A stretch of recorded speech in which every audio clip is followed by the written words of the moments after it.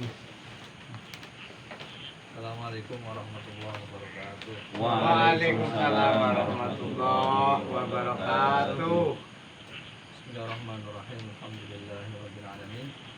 Wa bihi nasta'in ala umuri dunya wad din wa salatu wassalamu ala asyrofil mursalin sayyidina wa habibina wa maulana Muhammadin wa ala alihi wa sahbihi wa sallam wa hukumatan min lisani yafqahu qawli amma ba'd.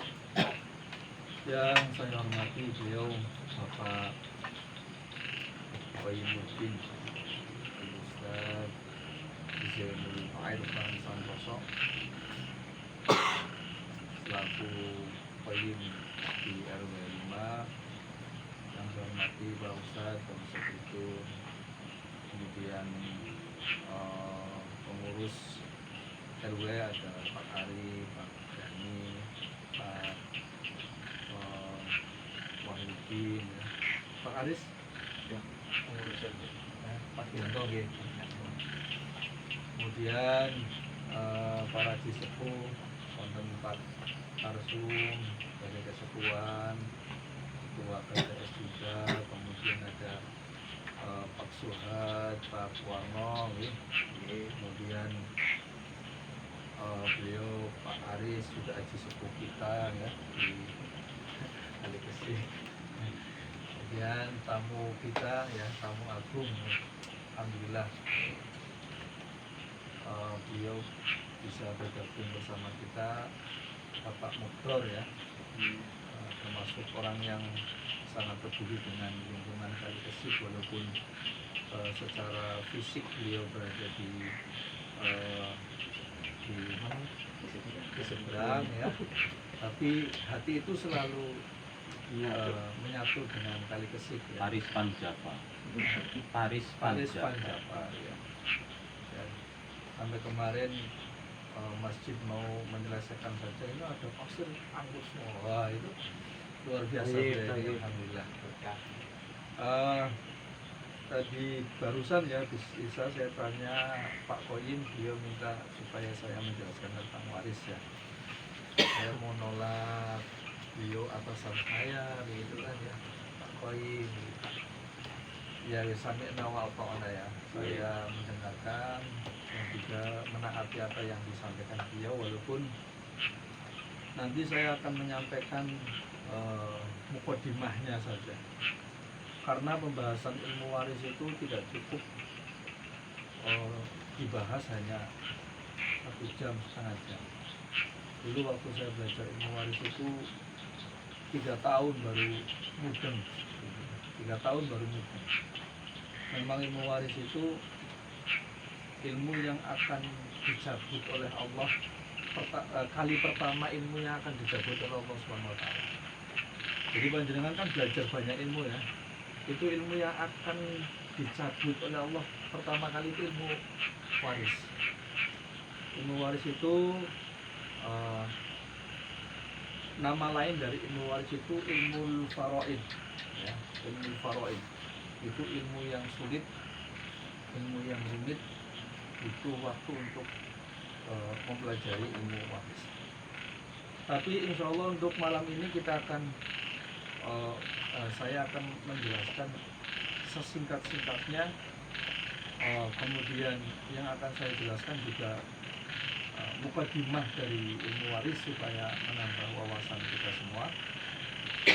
Yang akan saya bahas nanti saya akan ambil dari kitab Takmilatu Zubdatil Hadis fi Fiqhil Mawaris. Kitab ini karya Sayyid Muhammad bin Salim bin Hafid.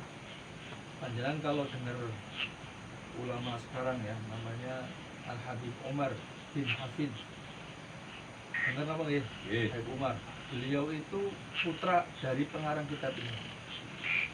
Jadi yang nulis kitab ini bapaknya Habib Umar bin Hafid. Jadi Habib Umar bin Hafid itu punya bapak namanya Muhammad bin Salim. Muhammad bin Salim ini bapaknya beliau Habib Umar, itu sampai sekarang jasadnya belum diketahui di mana. Jadi waktu itu ditangkap oleh, kalau di Indonesia Belanda lah ya, kalau di sana waktu itu yang menjajah Yaman itu apa, kemudian dibawa, dibunuh, tapi jasadnya sampai sekarang nggak ditemukan. Ini pengarang kitab ini, Sayyid Muhammad bin Salim bin Hafid. Ini ulama besar. Kitab ini, kitabnya tipis, tapi pembahasannya bagus sekali, runtut, ya, dipahami itu sangat mudah. Saya punya kitab tentang hukum waris itu kayaknya ada sekitar 8 kitab ya. 8 kitab membahas ilmu waris. Nggak kurang banyak. Nanti kalau Pak Koyim ada perpustakaan nanti saya minta. Amin ya Allah. Amin. Nah ini karya Sayyid Muhammad. Kalau ini karya Syekh Muhammad Ali As-Sobuni. Ini juga beliau ulama besar di Makkah. Ini kitabnya juga bagus. Baik, saya langsung menjelaskan saja intinya. Perlu panjenengan ketahui dalam ilmu waris itu, ini terutama Pak Koyim, kalau bisa nanti memastikan kepada orang yang meninggal itu. Jadi orang meninggal itu kan dia meninggalkan harta ya. Harta itu entah itu rumah, uang, ya, atau tanah, atau mobil, motor dan sebagainya. Pokoknya dia meninggal, pasti dia meninggalkan harta. Nah, dalam ilmu waris itu harta tersebut dinamakan dengan tarikah atau tirkah. Tirkah itu artinya tinggalan lah, atau warisan kalau bahasa kali kesiknya warisan. Warisan ini setelah orang yang meninggal, setelah orang tersebut meninggal itu tidak boleh langsung dibagi. Tidak boleh langsung dibagi. Nggih, Pak Warno nggih. Tidak boleh langsung dibagi. Harus memperhatikan 6 hak yang harus dipenuhi terlebih dahulu. Jadi si A meninggal, ya, dia meninggalkan beberapa harta. Harta ini nggak boleh langsung dibagi oleh ahli waris. Tapi harus ada 5 hal yang harus ditunaikan dulu. Pak Suhadi, ada 5 hal yang harus ditunaikan dulu. Awaluha al-haq al-muta'alliq bi aini tarikah kazakat. Yang harus ditunaikan dulu itu ada hak nggak yang berkaitan dengan harta tersebut. Contoh, ingin nembe panen gabah sampai pirang ton lah ya, sampai beberapa ton, belum sempat zakat, dia meninggal. Baru kemarin panen, belum sempat zakat, dia meninggal. Maka sebelum gabah itu dibagikan kepada ahli warisnya, gabah tersebut harus diambil dulu zakatnya. Jadi zakatnya diambil dulu. Setelah zakat itu diambil, baru nanti sisanya yang dibagikan ke waris. Jadi itu yang pertama. Ada haknya Allah yang berkaitan dengan harta waris tersebut. Kalau ada, maka itu harus ditunaikan terlebih dahulu. Itu yang pertama. Atau gadai misal, saya menggadaikan sawah, belum saya bayar, saya meninggal. Maka seorang warisnya, ahli warisnya itu nggak boleh langsung membagi tanah tersebut, ya, tapi harus disaur dulu begitu. Jadi digadai 30 juta misal, karena 30 juta itu dikembalikan dulu kepada orang yang punya uang, yang mengasih gadai itu, kemudian tanahnya baru dikembalikan, baru bisa dipakai.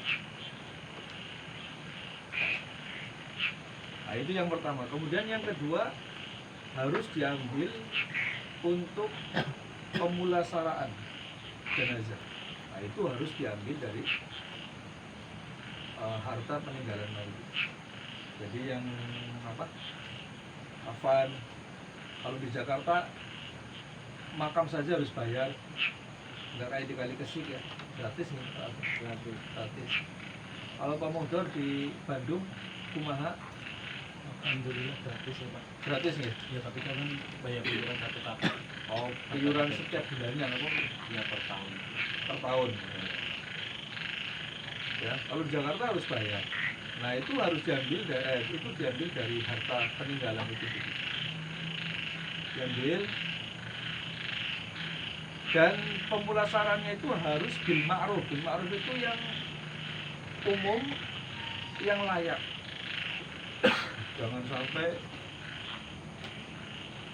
dunia netra sing ditinggal pirang-pirang tapi tuku lawon sing murahan. Ya ora bagus.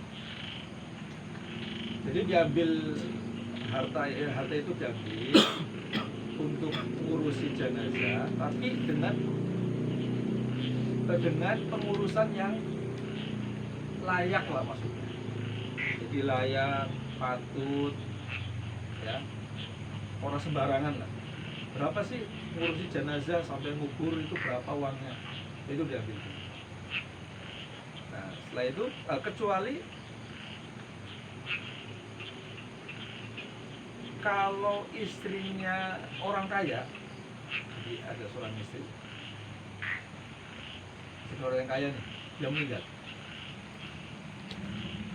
Biasanya istri sama suami itu kan punya harta masing-masing kan ya. Istri saya punya harta, saya juga punya harta. Biasanya begitu. Suami punya harta, istri punya harta. Nah, ketika istri ini meninggal dan dia statusnya itu sebagai istri dari orang kaya, maka boleh diambilkan dari hartanya suami. Boleh diambilkan dari hartanya suami selagi istri tersebut bukan istri yang nasyizah. Nasyizah itu maksudnya istri yang berani kepada suami. Kalau dia berani kepada suami semasa hidupnya, disuruh apa tidak mau, selalu menolak, bengi-bengi ya Pak Aris, mah apa sih lah Rika, gue misalnya kecot. Selalu begitu ya, selalu menolak, itu namanya nasyizah ya, istri yang tidak nurut lah. Nah, itu nggak perlu diambilkan dari harta suami ya, maka diambilkan dari hartanya sendiri. Jadi yang kedua itu sebelum dibagi harus diambil biaya pengurusan jenazah. Ini yang kedua. Kemudian yang ketiga, diambil untuk menyelesaikan hutang. Kalau tadi di atas itu kan haknya hak ya, kalau ini hutang. Hutangnya berapa dia? Kemarin saya dengar katanya habis hutang sama Pak Suhad. Ya, motor spring belum dibayar, terus meninggal. Padahal belum dibayar ya Pak Suhad ya. Springnya wis apik-apik lah, pesen pring belum dibayar, sudah meninggal terlebih dahulu. Nah, maka ahli warisnya harus ngambil uang ya untuk membayar Pak Suhad. Itu yang ketiga. Kemudian yang keempat, wasiat kepada orang lain. Karena wasiat kepada ahli waris nggak boleh. Contoh, saya wasiatkan punten ku anggar mati, Saya aja yang mati. oh gitu. Jangan pakai hati. Ya, misal Ustaz Jen bilang ke saya, untuk yang uang enggak lah, aku mati, mengko aku wasiat sebanyak 1/3 hartaku untuk anak saya. Itu nggak boleh. Itu nggak boleh, karena tidak ada wasiat untuk ahli waris. Makanya di sini itu disampaikan yang harus diselesaikan itu adalah wasiat untuk orang lain. Contoh saja, gua lagi mati, Abu Bakar kayak kok diwai tanah, ya sekian meter persegi. Nah, maka hartanya Ustadz Zen yang sudah ditinggalkan itu nggak boleh dibagi dulu kecuali saya sudah dikasih wasiat tersebut. Itu boleh.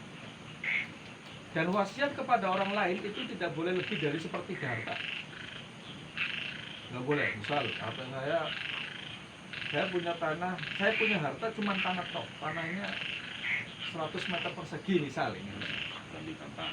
dari gampang. Kemudian saya wasiat, punten kau anggarnya mati, sesajen duai 50 meter persegi. Jadi boleh nggak? Nggak boleh. Nggak boleh. Karena itu lebih dari sepertiga. Boleh, tapi asalkan dari ahli waris itu mengikhlaskan. Semua ahli waris kumpul, dia beriweke bapaknya wingi wasiat dari kon aweh tanah 50 meter persegi buat usajen. Juga dengan pada ridho apa orang? Ridho apa apa. Nah, kalau ahli waris semua ridho, boleh dikasih. Nah, jadi wasiat kepada orang lain itu harus ditunaikan. Dan wasiat terbanyak, tertinggi untuk orang lain adalah sepertiga. Itu maksimal. Kalau mau lebih boleh, yang penting ahli waris itu. Nah, kemudian yang terakhir, baru setelah itu semua, baru pembagian waris. Jadi 5 ini itu harus urut. Dilakukan harus urut kalau hartanya itu pas-pasan. Hartanya pas-pasan. Ya nggak baginya ora urut. Pasti mau mbok ora cukup. Maka caranya harus urut. Pertama, hak yang berkaitan dengan hak yang berkaitan dengan harta itu, kayak zakat dan sebagainya, ditunaikan dulu. Setelah itu ditunaikan baru diambil untuk ngurus jenazah. Setelah ngurus jenazah udah diambil, sisanya berapa sekian diambil lagi untuk hutang. Ya. Hutang diambil sudah cukup, sudah. Nah, sisanya berapa? Nah, sisanya nanti untuk wasiat. Ada wasiatnya, ada wasiatnya. Oh, ada, tunaikan dulu. Setelah 4 ini sudah ditunaikan, baru yang kelima pembagian waris. Begitu. Baru pembagian waris. Jadi nggak boleh serampak. Ya. Begitu. Ya, itu untuk mukadimah. Kemudian yang terakhir, kapan sih kita bisa mendapatkan waris dari orang lain? Ada 3 sebab orang itu bisa mendapatkan waris. Yang pertama dengan jalur nasab. Dia karena bapak saya, dia karena ibu saya, dia karena kakak saya. Ya, jadi orang mendapatkan waris itu yang pertama karena ada nasab. Kemudian yang kedua karena ada ikatan pernikahan. Saya meninggal, istri saya dapat warisan dari saya. Begitu. Itu berarti karena ada ikatan pernikahan. Kemudian yang ketiga ada ikatan wala. Wala itu ini berlaku dulu, sekarang sudah tidak berlaku. Saya orang kaya punya budak. Kemudian budak itu karena saya merasa kasihan terhadap budak itu, saya merdekakan. Dan kamu merdeka. Nah, dilalai setelah saya merdekakan budak ini bisa mandiri, sukses. Setelah sukses dia meninggalkan banyak harta. Nah, maka saya sebagai orang atau mantan bosnya dia, ya, atau mantan pemiliknya itu berhak mendapatkan bagian warisan dari orang yang dulunya pernah menjadi budak saya dan dimerdekakan. Dengan 3 hal ini maka orang mendapatkan waris. Kalau tidak, maka tidak. Contoh, anak angkat nggak boleh dapat waris, ya, secara agama nggak boleh, kecuali dia mendapatkan hibah sebelum meninggal. Makanya harus disiasati begitu. Contoh, saya mengangkat anak nih, si A saya angkat jadi anak saya, padahal saya tidak punya anak. Naudzubillah, semoga saya cepat diberi ngomongan ya. Ini contoh 10 ya Bapak. Ya, saya ngangkat anak nih. Setelah ngangkat anak, saya merasa saya itu sudah fisiknya sudah lemah. Kayaknya saya nggak lama lagi. Maka untuk mensiasati supaya dia itu dapat bagian dari harta saya, itu jangan nunggu saya meninggal kemudian dia dianggap sebagai warisnya, itu enggak. Tapi dia sudah dikasih dulu, nih kamu saya kasih sekian. Kamu kasih saya kasih sekian, kamu sekian. Begitu caranya. Kalau dia sudah keburu meninggal, Ini urusan beda lagi, karena dia nggak bisa mendapatkan warisan. Salah besar ketika mengatakan bahwa oh saya anak angkat, saya berhak dong untuk mendapatkan ini, mendapatkan itu. Bahkan Rasulullah itu pernah menegur, Allah itu pernah menegur Rasulullah gara-gara mengangkat anak namanya Zaid bin Harithah. Dulu beliau itu diangkat oleh Rasulullah sebagai anak angkatnya, tapi diposisikan seperti anak kandung, akan mendapatkan warisan dan sebagainya. Kemudian Allah menegur, nggak boleh begitu. Jadi anak angkat itu ya anak angkat, anak kandung anak kandung. Anak angkat tidak bisa menduduki anak kandung. Mereka tidak bisa mendapatkan warisan, tapi bisa mendapatkan hibah. Makanya sebelum meninggal kita harus menghibahkan itu. Begitu. Nah, sebagai penutup, bisa nggak orang yang sudah punya nasab, ya, kemudian ada jalur nikah, kemudian ada jalur wala, bisa nggak kemudian dia tertutup dari warisan? Contoh, saya anaknya bapak juri, ya, Saya aja. ya, Saya Belenyun, anaknya bapak apa menyot lah. si A anaknya bapak B misalnya, Ya, si ya. A anaknya bapak B. Berarti kan dia akan mendapatkan warisan harusnya gitu. Karena apa? Anak. Karena nasab. Bisa nggak si A ini dia punya nasab dengan B tapi dia tidak dapat warisan? Bisa nggak? Bisa.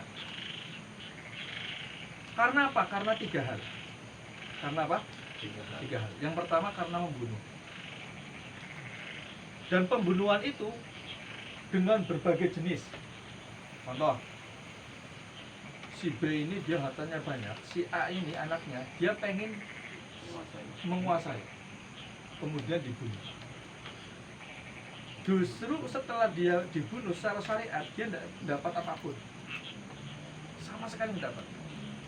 Baik pembunuhan itu dia langsung yang melakukan atau memerintahkan orang, bayar uang, punten, kepo bayar, bapakku si B bunuh. Nah, maka dia secara syariat dia sudah terputus, dia tidak boleh mendapatkan warisan. Diracun misalnya. Nah itu ya. Kemudian yang kedua, anaknya itu seorang budak, ya. Anaknya seorang budak, bapaknya merdeka, anaknya seorang budak, itu nggak boleh. Jadi si budak ini tidak bisa menerima warisan dari bapaknya yang merdeka. Kemudian yang terakhir, berbeda agama. Beda agama itu nggak boleh menerima waris. Si A Islam, bapaknya A ini punya anak si B. Si B ini non muslim. Si A meninggal, hartanya banyak, si B tidak dapat warisan karena berbeda agama. Karena berbeda agama. Itu mukadimah dari ilmu waris begitu. Mungkin ada pertanyaan kaitannya dengan ini mukadimah ilmu waris.